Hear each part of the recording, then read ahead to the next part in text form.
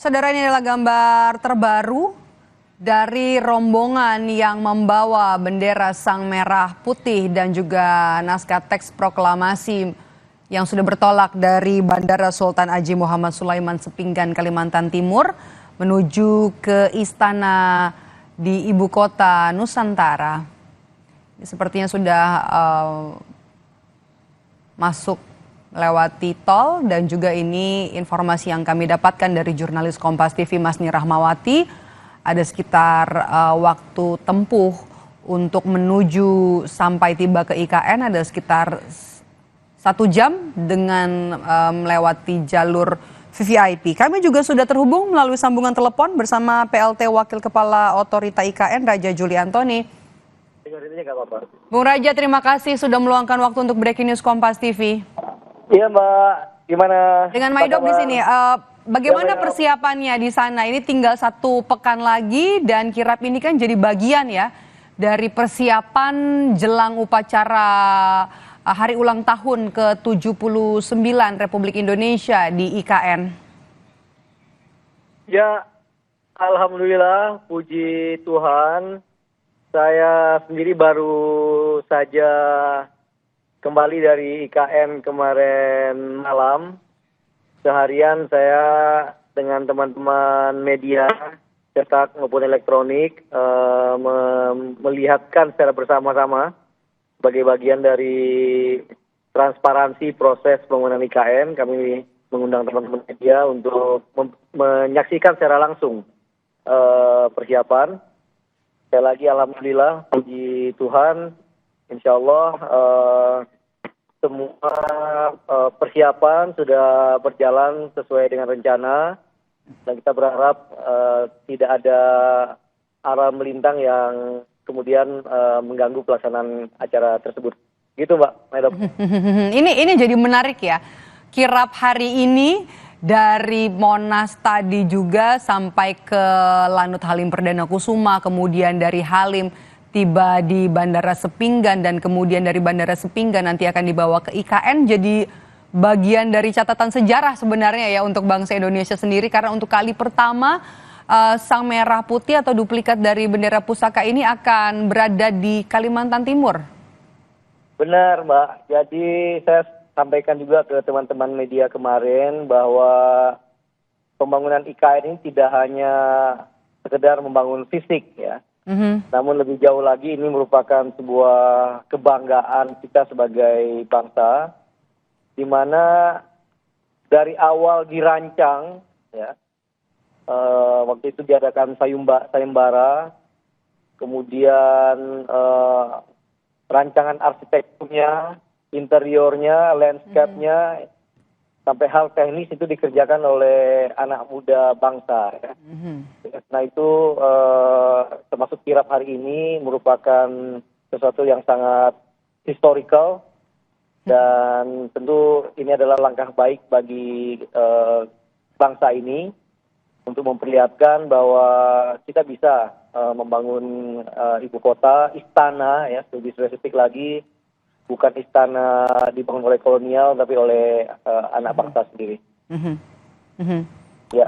Bagian dari sejarah ya, 2019 sejak Presiden Joko Widodo ini merencanakan atau mencanangkan perpindahan ibu kota ke Penajam Pasir Utara, dan akhirnya ya kalau kita lihat flashback ke 5 tahun lalu, sekarang kita sudah tiba di tahun 2024 dan semakin dekat dengan persiapan untuk pembangunan istana begitu ya. Istana juga hampir rampung ya, hampir 90% atau sudah sejauh mana nanti pembangunannya, Mas Angka Raja? persisnya coba dicek ke teman PUPR Mbak, tapi 2 minggu yang lalu Pak Presiden sudah mulai ngantor di sana ya, dan sekarang kondisi terakhir jauh lebih baik ketimbang Pak Jokowi datang ya, dan seperti yang Mbak ketahui, barangkali tanggal besok Pak Presiden Jokowi akan ke IKN. Rapat ya, rapat kabinet perdana malam harinya, ya betul, malam harinya akan makan malam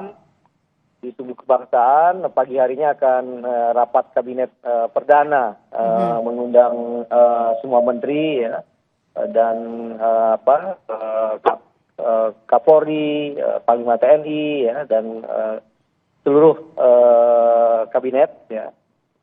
Dan esok harinya, lusa, juga akan mengundang gubernur dan wali kota untuk melakukan pertemuan. Jadi dari segi teknis, saya mengecek ke teman-teman PUPR dan Kasetpres, insya Allah acara ini juga akan berlangsung dengan baik dan lancar. Mohon doa dan dukungan dari rakyat Indonesia. Oke. Anda juga sebelumnya kan pernah mengeluarkan statement kalau pemerintah ini tidak terburu-buru untuk peringatan hari ulang tahun ke-79 Republik Indonesia ini untuk bisa dilaksanakan juga di IKN. IKN ikut ambil bagian gitu. Perdana juga selama ini kita lakukan di Istana Merdeka Jakarta. Kalau untuk persiapannya sejauh ini sudah sampai mana? Karena kan bukan hanya upacara, tapi sebelumnya juga nanti kan rapat kabinet akan di sana untuk rangkaian yang lumayan jadi sorotan publik gitu ya di gelaran peringatan hari ulang tahun ke-79 Republik Indonesia yang menarik untuk tahun ini. Ya. Benar, Mbak. Jadi saya berusaha beberapa kali mengklarifikasi ada persepsi publik yang miss ya, bahwa seolah IKN itu sudah jadi, pembangunannya sudah tuntas pada tanggal 17 Agustus ya. Padahal sebenarnya ini adalah sebuah pembangunan kota yang bersifat jangka panjang dan 17 Agustus itu hanya merupakan salah satu milestone saja. Bahkan Pak Presiden Joko Widodo dalam beberapa kesempatan yang saya saksikan sendiri mengingatkan kepada Pak Menteri PUPR, Pak Menteri Perhubungan, ya, kali dengan Pak Menteri Perhubungan misalkan, agar pekerjaan terutama yang terkait dengan infrastruktur tidak diburu-buru karena kita tidak membangun gedung, ya, istana atau airport yang hanya akan dipergunakan 1-2 tahun. Tapi ini adalah 100 bahkan 200 tahun ke depan, ratusan tahun ke depan ya. Oleh karena itu jangan berkompromi dengan keselamatan, kata Pak Presiden Joko Widodo. Jangan berkompromi dengan dengan kondisi waktu yang seolah terdesak kemudian gagal dalam pembangunan infrastrukturnya. Jadi sekali lagi secara umum ya untuk keperluan baik yang rapat kabinet dan pertemuan dengan bupati, wali kota dan gubernur di Indonesia plus persiapan 17 Agustus yang dimulai dengan renungan suci pada 16 dini hari ya, infrastruktur dasarnya sudah siap untuk itu Mbak ya. Air sudah masuk, listrik, internet ya, istana, lapangan.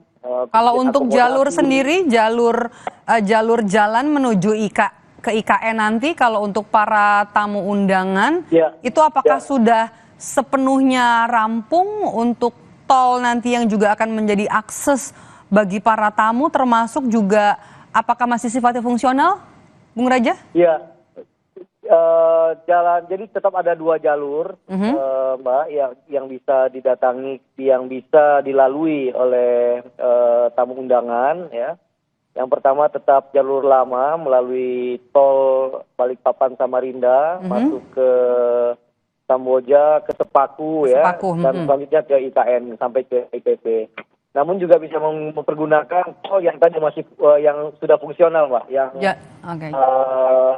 jalur yang dilewati oleh rombongan kirap hari ini berarti ya? Yang rombongan hari ini atau yang dilalui oleh Pak Jokowi melalui sepeda motor. Ini sudah ngirit sekitar 1 jam dari jalur yang biasanya. Dan kalau tol ini sudah selesai di 6A, di 3A, di kawasan depan. Oke. Kami sepertinya mengalami kendala teknis dengan Bung Raja Juli Antoni, PLT Wakil Kepala Otorita IKN, tapi tadi Raja Juli Antoni juga tadi sudah menyebut bahwa ini adalah bagian dari catatan sejarah dan juga persiapan jelang upacara peringatan Hari Ulang Tahun ke-79 Republik Indonesia di IKN Nusantara. Bung Raja masih bersama kami? Oke. Saudara, kami juga masih akan kembali menghadirkan kepada Anda perjalanan kirap Sang Merah Putih dan juga teks proklamasi yang akan menuju ke Istana Negara di IKN Nusantara. Breaking News Kompas TV kami jeda sejenak. Tetaplah bersama kami.